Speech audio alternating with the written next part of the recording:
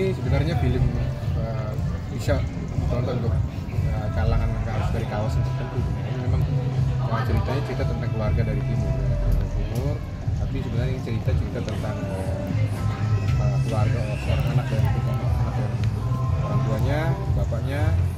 Nah, ini cerita tentang keluarga, tentang persahabatan, tentang manusia. Jadi masuk untuk semua ini. Jadi hanya dikemas dari satu keluarga dari timur.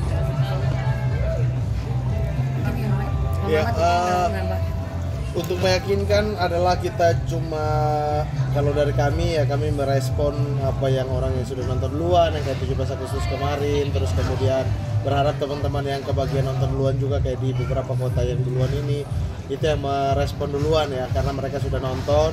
Tapi kami bisa yakinkan bahwa ini persembahan yang luar biasa sih. Semua genre lengkap di dalam film ini.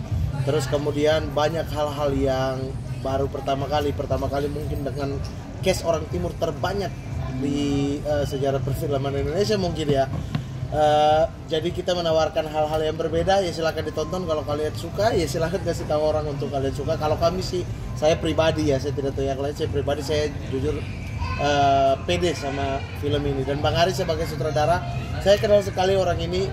Dia sangat tidak pede sama karya-karya dia. Stand up dia menurut dia nggak lucu, tapi untuk Kakak Bos dia pede sekali bahwa ini persembahan yang menurut dia ultimate yang dia bisa keluarkan untuk masyarakat perfilman Indonesia. Jadi silakan 29 Agustus nikmati aja. Bang, apa nih pesan dan makna yang mau disampaikan ke penonton melalui film Kakak Bos ini? Aku Ya. tadi apa makna dan pesan yang mau disampaikan ke penonton? Makna dari film Kakak Bos ya, ini kan masalahnya general ya, tentang ayah dan anak, sesimpel ayah dan anak. Cuman bagaimana sang ayah mau berkorban, mau untuk berjuang biar anaknya bisa bangga. Jadi segala macam cara yang bisa ayahnya lakukan dia lakukan gitu sih. Jadi ya itu.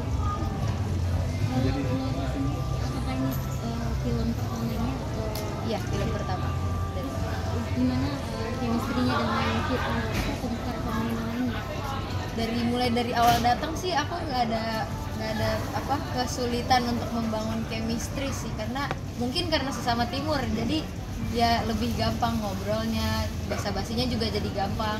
Jadi dari reading juga udah akrab sama semua cast-castnya.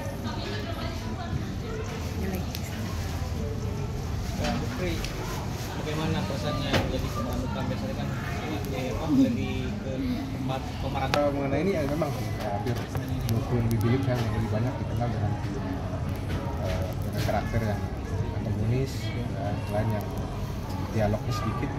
Kalau saya sedikit pun yang bunyinya yang caci maki orang, lebih banyak dialog tuh kaki tangan yang berdialog, sama orang, bunuh orang. Ini memang film debut saya pertama sebagai main talent dan drama panjang yang banyak harus mainkan perasaan di sini. Perasaan saya itu kalau yang pertama dikasih memang tapi ini kesempatan. Kita harus menunjuk bahwa harus jangan stigma, tiap kali film harus stigma, yang film itu harus orang-orang ini ya. Ini kesempatan kita juga, ini cerita tentang timur, kita orang timur, kita juga bisa. Memang orang banyak menyaksikan, tapi dia bisa bertindak karena selama ini dia hanya ini. Tapi bukan karena bisa atau tidak, tapi memang kesempatan itu yang kita ambil. Jadi atas kesempatan saya kira menunjukkan bahwa kita juga bisa. Puji Tuhan, bersama dengan teman-teman semua saling mensupport atau semua lokasi syuting, persiapan ini akhirnya semuanya berjalan dan hasilnya seperti apa.